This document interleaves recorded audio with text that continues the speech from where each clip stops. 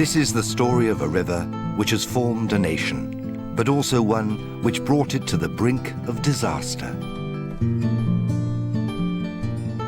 At over 3,500 kilometers long, the Mississippi flows right through the heart of America.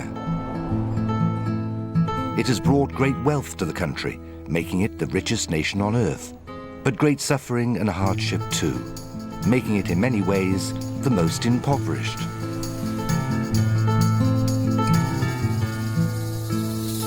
It is also a river which rocked a nation. 1, 2, 3,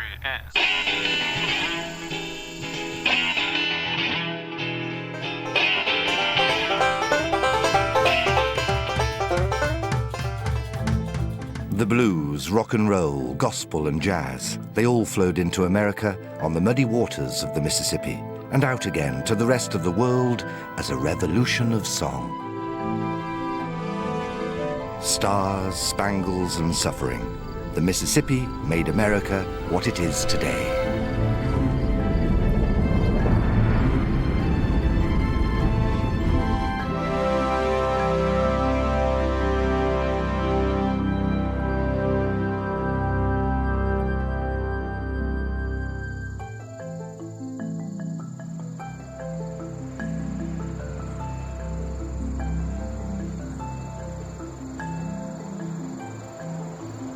There's no place in the world like the Mississippi.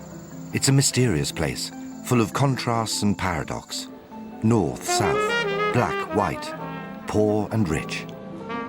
And where music has always been played, even when there was very little to sing about.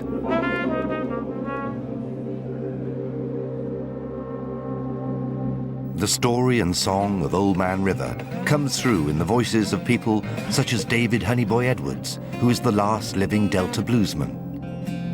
Early in the morning, early in the morning, early in the morning. Reverend Noah Smith, who works all the hours God sends to find some hope for his dirt-poor congregation. And Ellis Smith, the oldest survivor of the worst flood in American history. But Old Man River, he just keeps rolling along.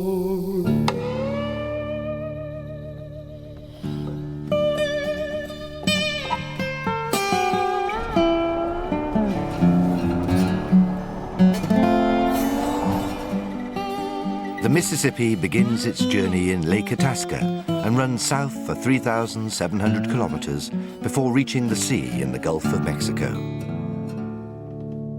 This is a river which dominates the whole of the American landscape, but it's the southern stretch, also known as the Lower Mississippi, which has dominated American culture and life. Our story starts here, where the pea-green flow of the Ohio merges with the muddier waters of the Mississippi. On this confluence lies the little town of K.R.U. There's no signpost or frontier fence, but this place marks the beginning of the lower Mississippi, and also the border between America North and South.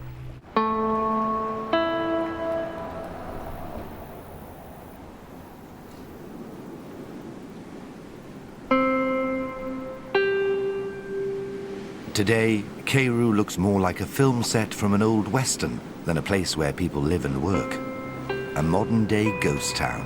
It's like many other places in the American South, where poverty is a killer disease, wiping out whole communities.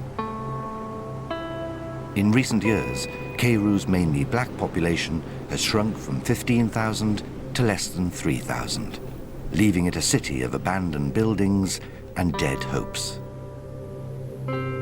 There's no hospital here, no park, no restaurant. Drugs are common, and decay is dominant. This is Commercial Avenue, which would have been the major commerce center throughout Cairo's history. If I could travel back in time, I'd love to see it in different decades, like the 1880s and 90s when the riverboats were plying this area. Into the 30s, when the blues first started migrating northward, it had to be just a magnificent, multicultural, fun, exciting place. Stace England is a local musician who grew up not far from K.R.U. He's always been fascinated with this place and has spent many years here researching and writing songs about its rich past. It's hard to believe that this place used to be one of the busiest and richest ports in the country. But something happened here to make K.R.U's wealth disappear in recent years. This building was a bar, Duke's Bar, which opened in 1933 and just closed a couple of years ago, which broke my heart. I loved that place. That was my office in Cairo during my research. A bar here, the Fat Boys, has always been a bar for many, many, many years and changed hands and names. There was a very famous neon maker here in Cairo, and most of the signs were in neon, so in the 40s you would have seen this place blinking and lighting up like Las Vegas, basically, as you walked around. So it's very emotional for me to be in a spot like this and have a sense of that history.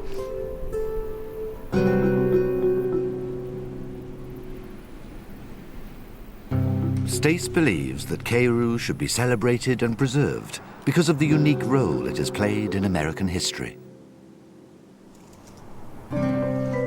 It was here in this town, which marked the start of the American North, that black African American slaves could claim their liberty. For over 300 years, slaves were sold to white masters all along the Mississippi. But the harshest conditions were always found in the southern states, and so many tried to escape to K.R.U., their gateway to a better life in the north. Imagine if you're a slave in the South, or right after the Civil War, you're a freed slave or son of slaves, you're coming up. Crossing into the North would have been a dramatic ever-changing life event, to finally find yourself on free soil and say, I'm a man now, nobody can tell me what to do. So this was a dramatic point for that activity. In fact, even into the 40s in Cairo, this was a demarcation point. If you were coming from the South on a train car, you had to ride in the black car. But in Cairo, you could switch and ride in the mixed race car. Before the days of modern transport, fleeing slaves traveled to K.R.U. via a network of secret river routes and safe houses nicknamed the Underground Railroad. Their journey was fraught with danger, and if they were caught, they'd be sold downriver, a notion which became synonymous with receiving a death sentence. The lucky ones reached K.R.U., where they were greeted by people who gave them help and refuge. And it is said that once the slaves arrived here, they fell to their knees and kissed the free ground.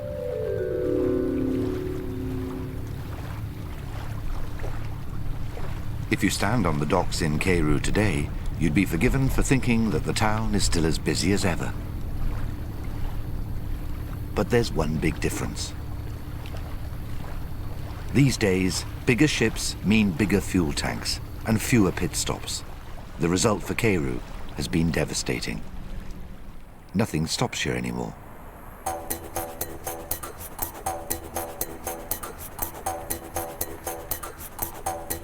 Stace believes that not all is lost, and that if K.R.U. could celebrate and cash in on its past, then maybe it would have some chance of a future.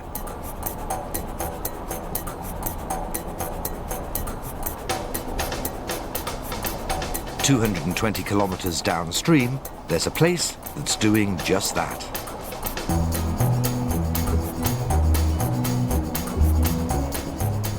Once a little town smaller than K.R.U., Memphis grew to become the capital of the Mississippi River and the music mecca of America. Blues, soul, and rock and roll, Memphis has it all.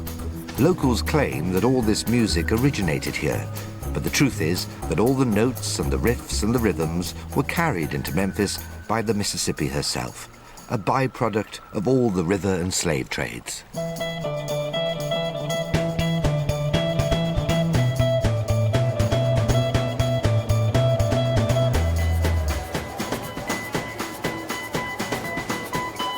Memphis's golden age of music goes back to the 1940s, 50s, and 60s, when musicians like Elvis Presley, B.B. King, and Otis Redding made Memphis their home, and when places like Stax and Sun Records gave street kids the chance to become international superstars.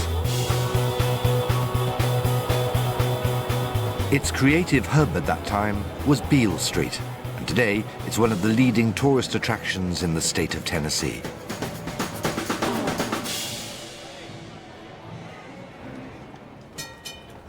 But long before it opened its doors to visitors, Memphis was the original Wall Street of America.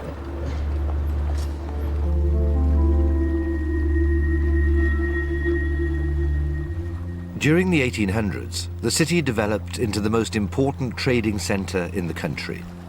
Its strategic position right on the banks of the Mississippi attracted huge investment, making it the largest cotton center in the world and the largest slave market in the Mid-South.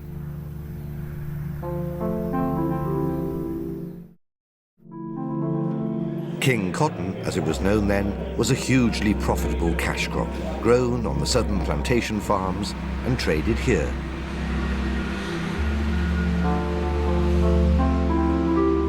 Hundreds of thousands of people traveled to Memphis along the Mississippi to buy, sell, and be sold, forming what was in effect a huge melting pot of cultures. This unique sharing and mixing of black and white experiences on the one hand sowed the seeds for Memphis's rich musical legacy, but on the other created a deeply rooted racial intolerance, which exploded during the violent civil rights protests of the 1960s and 70s.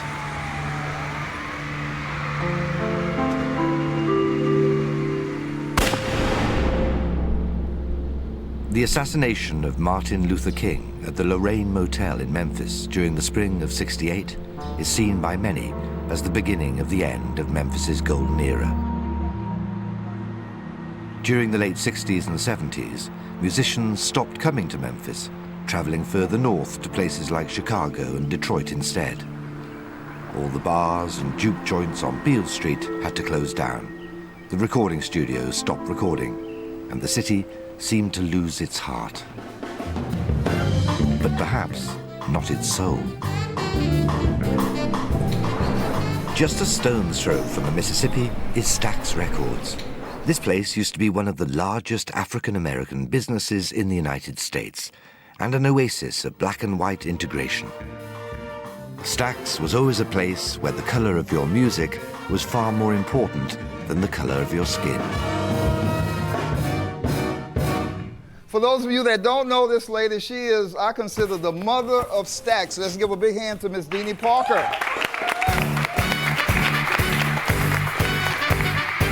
I was with Stax Records, in fact, from about 1961, when I came in to be a superstar. And I realized that I didn't have the soulful delivery of Aretha Franklin, and I wasn't nearly as talented as Gladys Knight, and my legs were never going to be as long and as gorgeous as Tina Turner's. And so I decided that I had to do something that would put me behind the desk where it really didn't matter. When Stax was forced into liquidation in 1976, former Stax secretary Deanie Parker refused to give up hope. She grew up on the tough streets of Memphis and so knows better than most how important it is to hold on to the dream.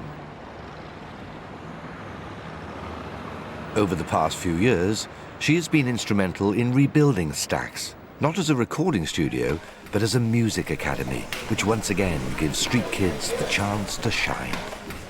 It is unfortunate that for the last 15 years, children have thought they were listening to music when in fact they weren't. What they were listening to was rhythm and rhyme, also known as hip hop and that god-awful rap. And so they've just not had the exposure, they've not had the encouragement, and they've not had the training, because we're determined to do for children today and children in the future what Stax Records did for us. But much like it was in the 60s, Stax is just an oasis within a much harsher environment. On the streets outside Stax, the African-American community is still struggling with endemic racism in a city which is considered the most violent in America.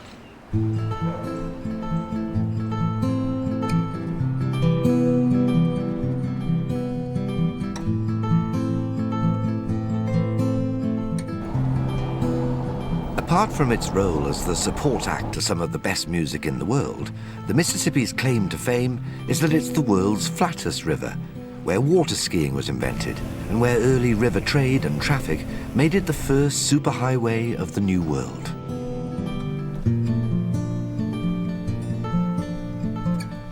Because it's so wide open and even, Traveling up and down the Mississippi is plain sailing for these tugboats, which can stretch up to a mile long and carry the same amount of freight as 1,000 railroad cars.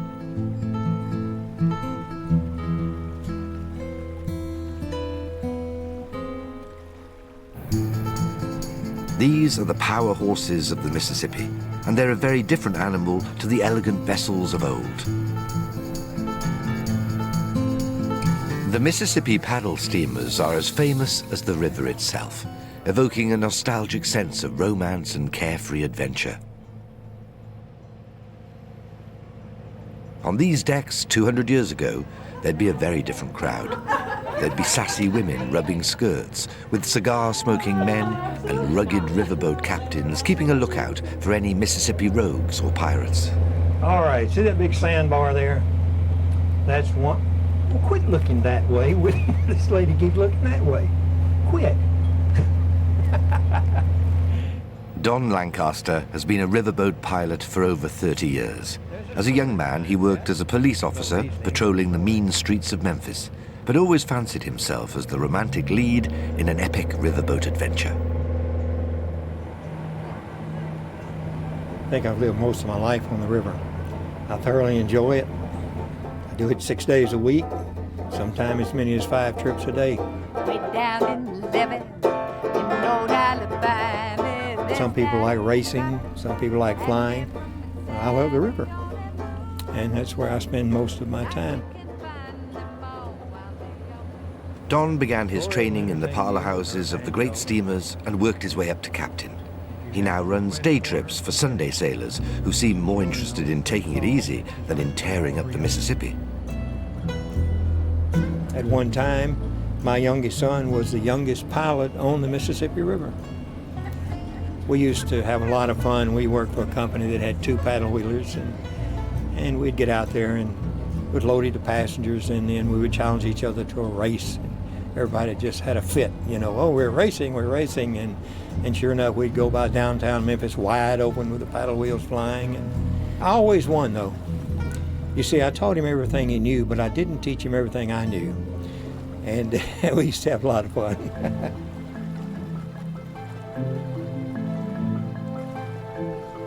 Mark Twain was also a riverboat pilot and one of America's most famous authors. He wrote about the original steamboat races and about all the gambling and dodgy deals which happened here before gaming was outlawed in 1870. In the lawless days before the big expansion into the Wild West, the Mississippi was America's last frontier, with its boats becoming a popular hangout and hideout for all sorts of cowboys and chancers. In those days, there would be music to accompany all the action, and legend has it that jazz was invented on a Mississippi paddle steamer by an itinerant musician called Jazzbo Brown, who gave his name to this style of playing.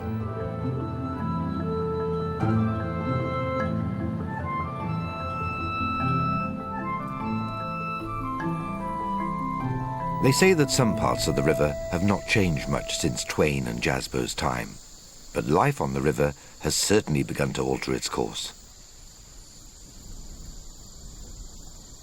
This used to be a completely rural farming area, run by a few wealthy white families who made their fortunes by growing cotton and using slave labor. But it's now changing, with big corporate farms moving in, and with strip malls, motels and burger bars appearing where there used to be shotgun shacks and juke joints.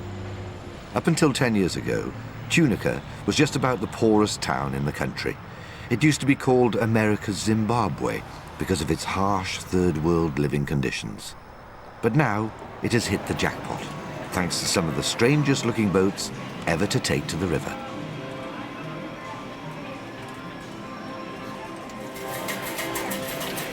When Tennessee legalized gambling in the 1990s, it stated that all activity must take place on the Mississippi. And so Tunica, lying a few miles away from the river, diverted some of the Mississippi's flow to create small pools on which they could float their modern-day pleasure palaces. They don't look like boats, and you can't even see the water, But it is there, underneath all the flashing lights and spinning wheels, and it's allowed Tunica to become the third largest gaming region in the United States. The World Poker Championship has been held here, with $10,000 set as the minimum buy-in. Fortunes have been made and lost, but the biggest winner is Tunica itself, with the casinos now providing work for 10,000 people and generating enough tax revenue to provide better schools, better roads, and a better quality of life.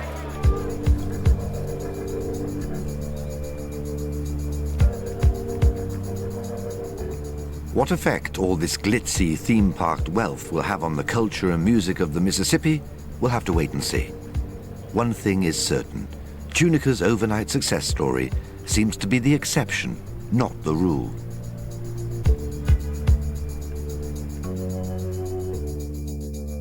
As the river seeps deeper into the south and into the famous region known as the Mississippi Delta, what we will see is a place that may no longer be bound by slavery, but is still today bound by the chains of modern-day poverty.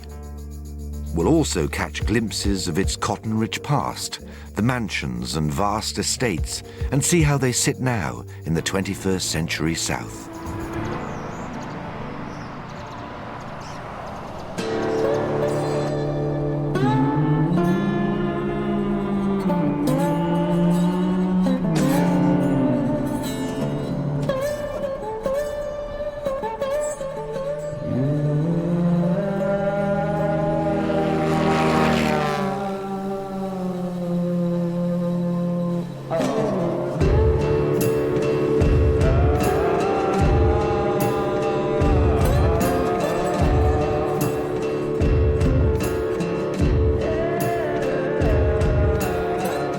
The Delta was formed over thousands of years as the Mississippi flooded and receded, leaving behind it a rich silty deposit which formed some of the best soil in the world.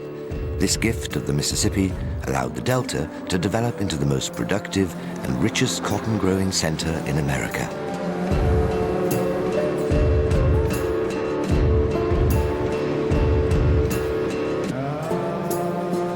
The dollar wealth from this land and its cotton plantations was always enjoyed by a minority of local white masters, but its rich cultural heritage found its way to the rest of the world.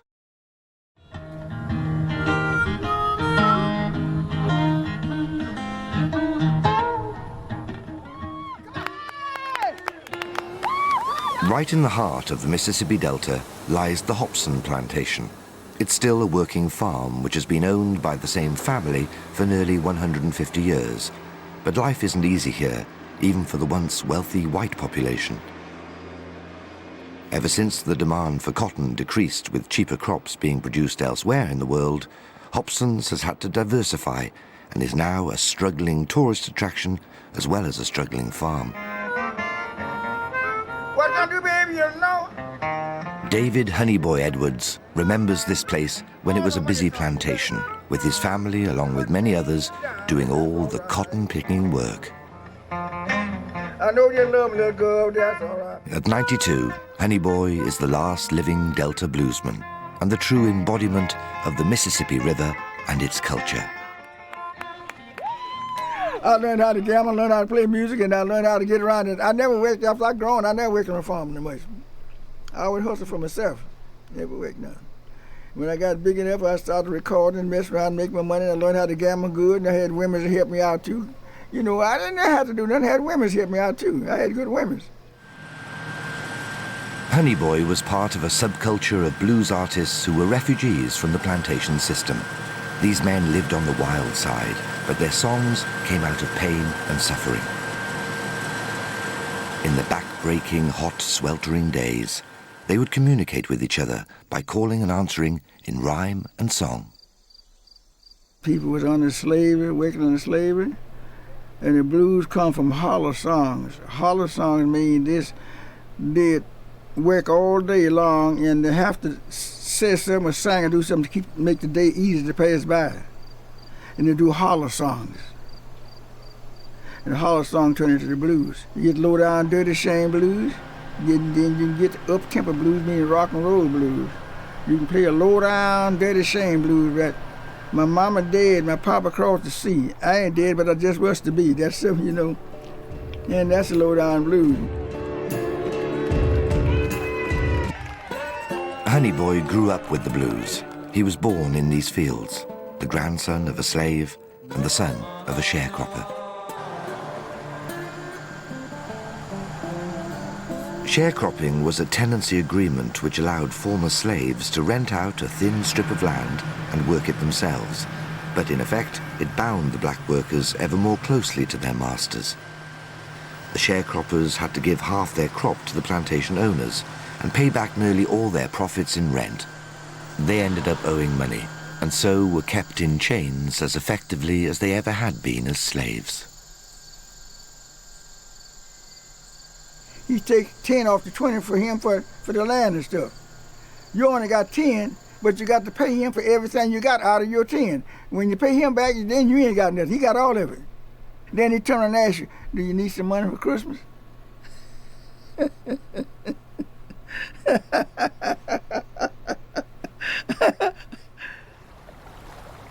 Honeyboy knew he had to get out somehow, and so, on his 17th birthday, he picked up his guitar, kissed his mama on the cheek, and went out to follow his dream of becoming a bluesman.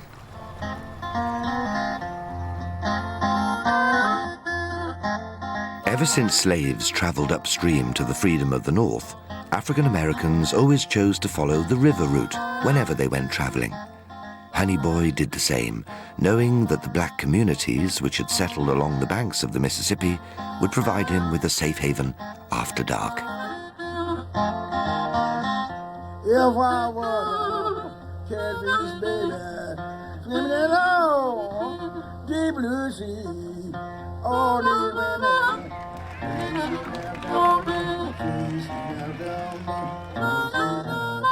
Today, Honeyboy is still traveling up and down the Mississippi, playing his blues to Delta folk, and is still enjoying his rock and roll lifestyle with women dancing at his feet.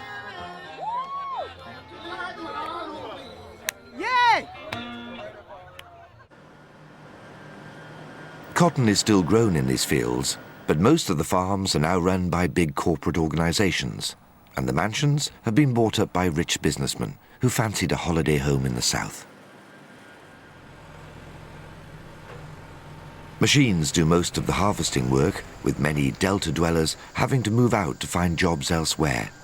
For those that remain, it still seems that it's the African Americans who do the hard work, while white managers look on.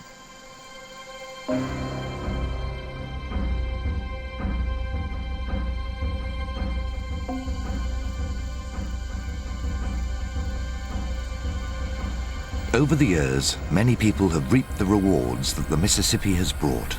The rich soil, the trade, the diverse culture. But all this is just part of the story. There's also a very dark undercurrent that flows through these waters.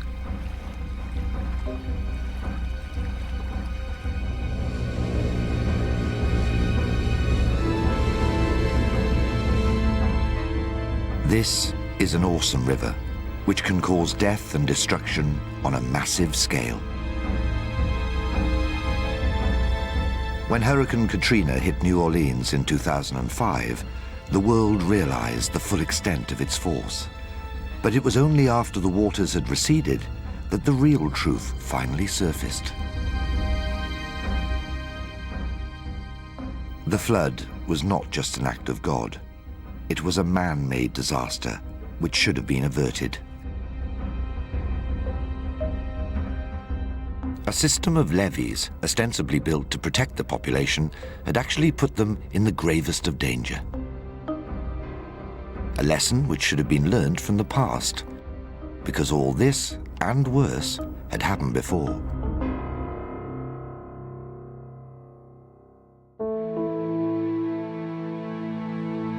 In 1927, a massive flood engulfed the whole lower Mississippi region, with its epicenter in the little delta town of Greenville. From K.R.U. to New Orleans, 70,000 square kilometers became covered in up to 15 meters of water, with hundreds of thousands of people losing their homes, their land, and their lives. Two of those who survived the flood are Catherine and Ellis Smith. The Mississippi has no prejudice. It displaced and killed black and white alike. I had no idea where my folks were. I saw them in April, and I didn't see them anymore until October. Ellis and his family were poor subsistence farmers who had worked this land for generations. Living on the outskirts of Greenville, right in the heart of the Delta, they were used to the floods, grateful to them, in fact, for irrigating their crops and renewing their soil. But that fateful winter, the rains came in biblical proportions. They fell from the sky like crashing waves, beating down on those most vulnerable. The rich townsfolk and plantation owners had the means to move away to higher ground, but the poor were left behind as the rain fell and the river rose.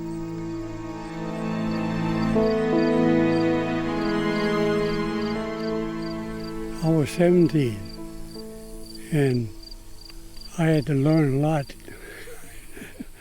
Picking up dead people and all like that, it wouldn't do good, but I got used to it. Nothing I could do about it but pick them up and take them somewhere. I brought a lot of them to the levee. It was two of us, a friend of mine. He went south and I went north. Every day we'd bring somebody back in. And we kind of got used to it. Some of them were in terrible shape and been in that water just, if they were just floating. And mules, horses, and pigs, and all that stuff going down the river. Catherine Smith lived on higher ground, away from the levees. As a young girl of 6, she watched in horror as whole families scrambled to find anything that would float. My mother had a friend close to Scott who had 3 or 4 children, and they were trying to move to another place that was higher. And in the move, one of her children fell over in the river and drowned. They couldn't get her. It was just terrible. I remember how awful I felt about that. It's just, I couldn't understand it, but they lost her.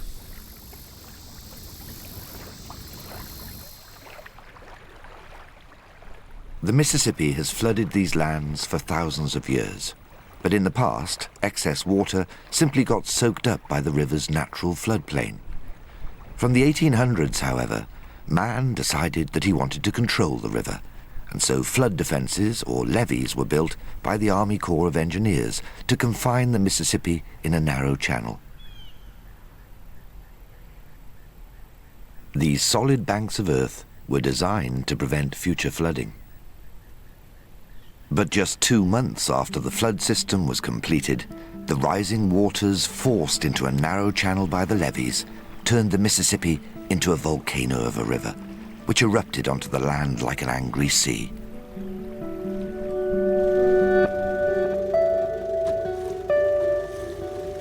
As the waters gradually subsided and the poor and destitute made their way back to find their families and rebuild their broken lives, it was clear to all that the Mississippi was not to be enslaved. If man was foolish enough to try and control nature, Old Man River would always, sometimes violently, break free of his chains. But some lessons are never learned.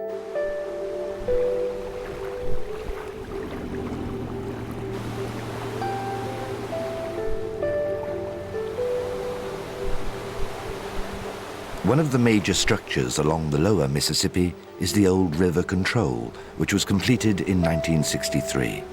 To its east is the state of Mississippi, and to the west, Louisiana.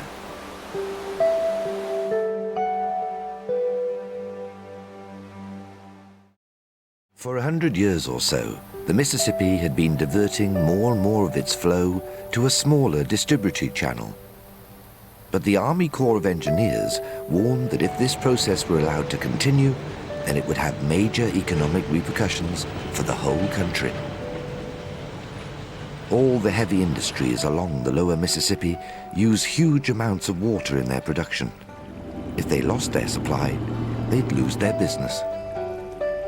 And so the old river control was built with giant floodgates that could be opened and closed as needed in order to ensure that the Mississippi stayed on track.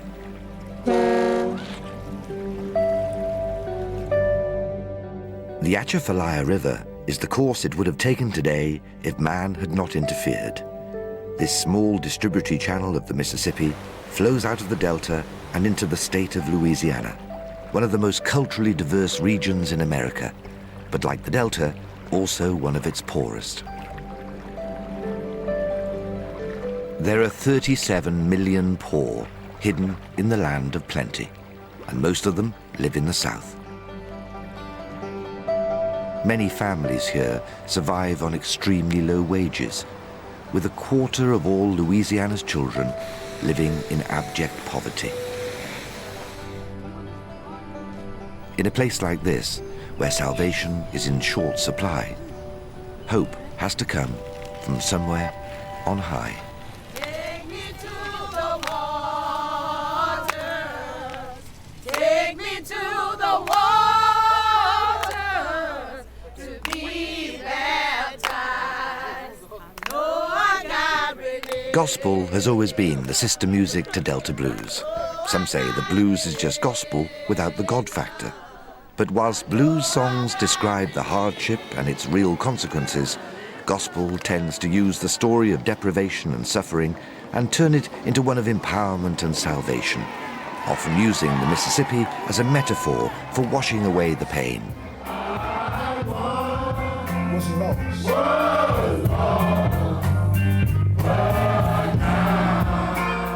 Let us go into the house of God. Are y'all glad to be here today?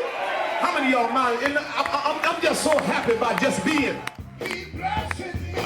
Reverend Noah Smith is the pastor of a small church on one of the Mississippi Basin's little rivers or bayous. Gospel music was born out of a condition because the people, especially I can speak from a black perspective, they went through so much and they had to get something to try to comfort them at that particular time. So they would sing songs based upon what the situation was in their need, and they would find hope, they would find peace, they would find strength, they would find power, they would find joy, and they would get songs to deal with that situation to rise them above it so they can be able to still praise God.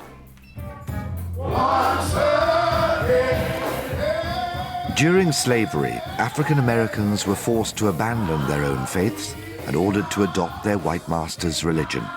Initially a tool of oppression, Christianity eventually came to be embraced by the African American community, with the Baptist faith growing to become particularly prevalent in the Deep South today.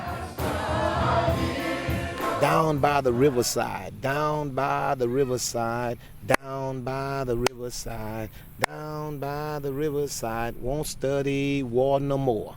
You follow me? Because once I get down to the river, I know that all of the trouble that I may have experienced, then it's all over then, because I can find peace and tranquility by the river.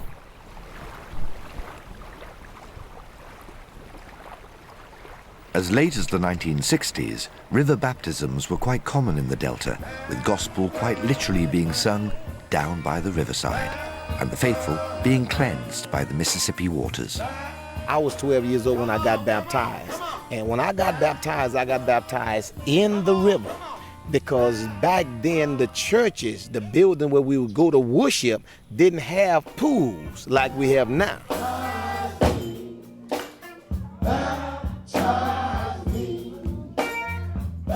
But these days, the Mississippi and its smaller channels are too polluted to wash away anybody's sins. And so Reverend Smith's congregation, along with most of the others in the area, have had to install a private pool to do the job. Jesus was baptized in the Jordan River. You follow me? In the Jordan River. It wasn't on a pool. But through the years, bacteria and contamination, oil leaks and everything start to flow in the bayou, and it become unsafe for people to get baptized in the bayou now.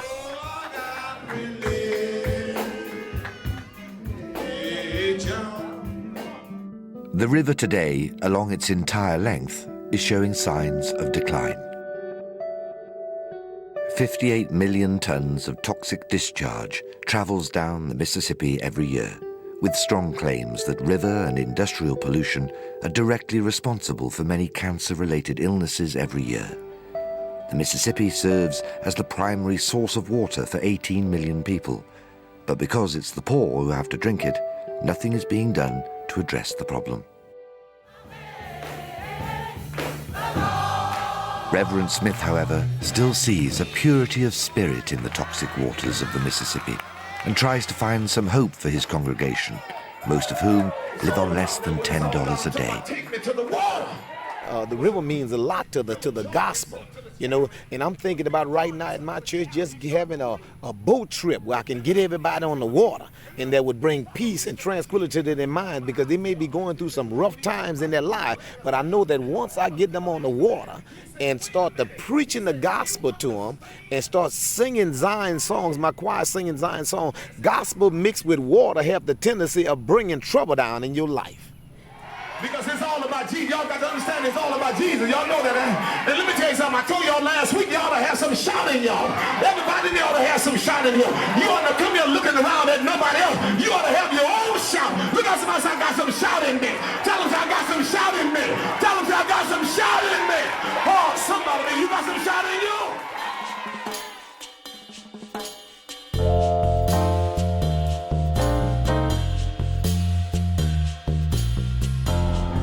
The Mississippi River flows through 10 states, with its basin stretching out into 31 American provinces.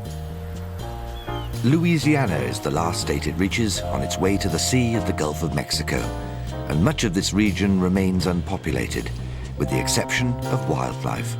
Snakes, alligators, and black bears share this space with another endangered species. Come here, Bernie. What you doing, buddy, huh? The Acadians were a group of French settlers who were expelled from Nova Scotia by the British in 1755 and began arriving in Louisiana 10 years later. 250 years on, and they're still here, better known these days as Cajuns. Butch Herbert is quintessentially Cajun. He still tries to keep the old traditions alive, but he is one of a dying breed. I'm proud to be a Cajun. I imagine I'm proud to be a Louisianan. I'm proud to be from South Louisiana. Further south you go, the prouder I am. And that's my heritage. I feel that way. My mother couldn't speak French, and my father could, and he couldn't teach her, so we never could speak French. And when I started school, I was forbidden to speak French. Yes, you couldn't speak French in school. No, couldn't. That's how they were. Like right now, they're trying to ban Spanish. And I think really and truly that if a person is bilingual, he's better off.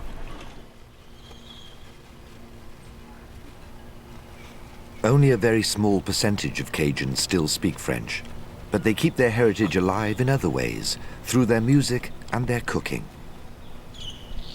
Whether you're making gumbo or jambalaya, shrimp seems to be the main ingredient in most of the dishes. It's hardly surprising that fishing for shrimps around the Louisiana coastline used to be a way of life and a family tradition for many.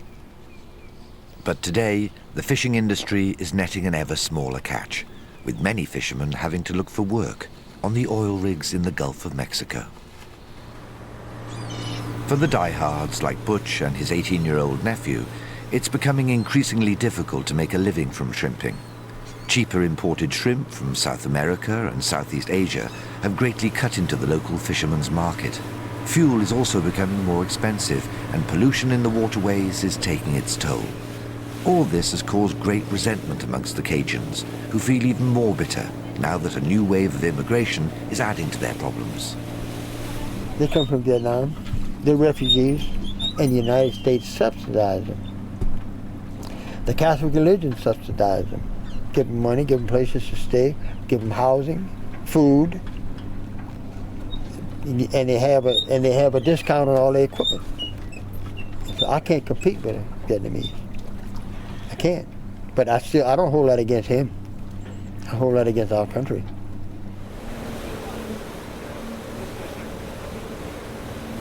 The Cajun way of life may soon be lost in the bays and bayous of Louisiana, with the legacy living on only in the stories that Butch and others like him will tell their children and grandchildren. The Cajun culture won't exist in 50 years. I can't hand it down to my grandkids. And the simple reason is because of progress. That's what they call progress. The simple reason is progress.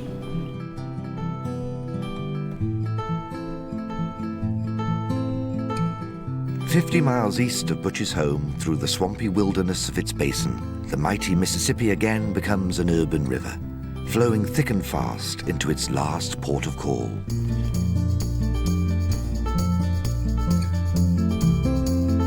New Orleans is a city which doesn't just lie on the banks of the river, but is largely surrounded by it. It is here, in the aftermath of the devastating storms of 2005, that the true divisions in modern American life became shockingly clear. This old port is still a vibrant, colorful city with music at its heart. After suffering one of the worst natural disasters in US history, New Orleans is gamely giving the impression that the good times are rolling again. But a couple of miles to the north or east, the Cajun bravura and the voodoo spells fall away like a Mardi Gras mask. The streets fall quiet, and the city becomes a dead zone.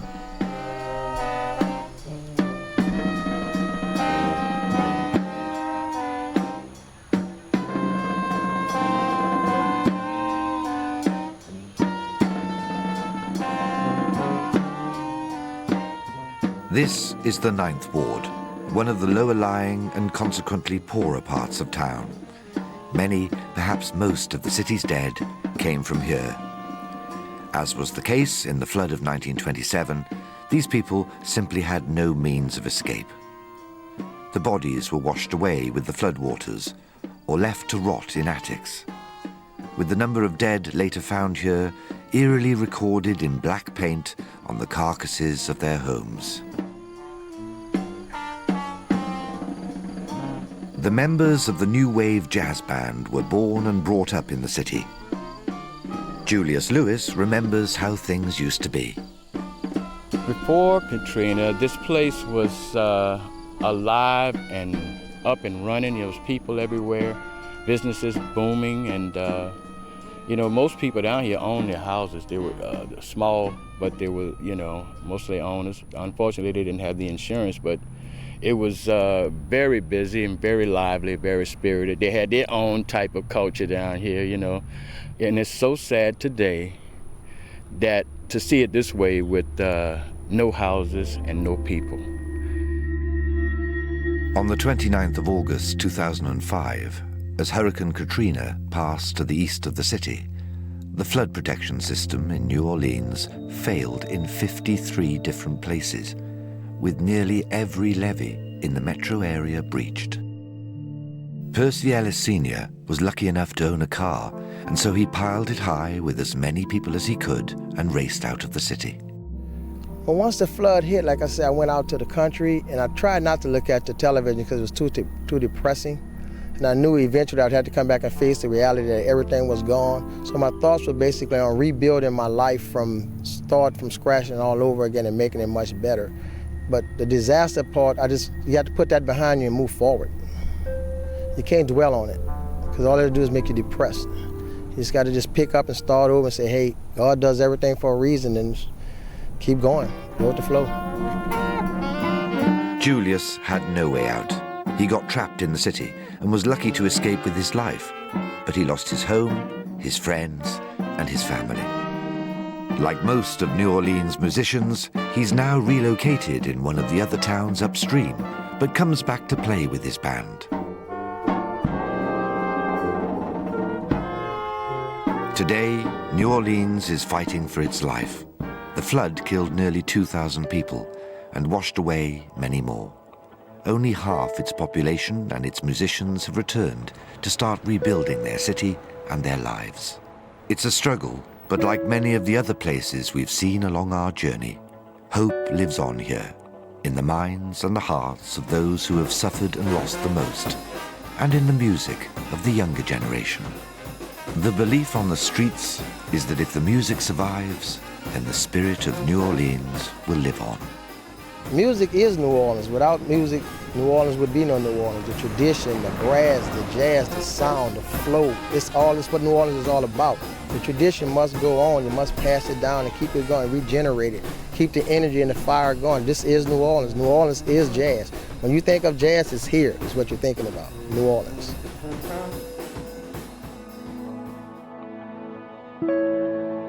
And so, as we come to the end of our journey along the Mississippi, and as Old Man River quietly retires to the sea, weary from the centuries of trade, travel, and injustice that he has seen along the way, it is the music and the spirit of the place that we take with us. A reminder that no matter how hard the struggle or how harsh the conditions, the true spirit of both man and the river just keeps rolling along.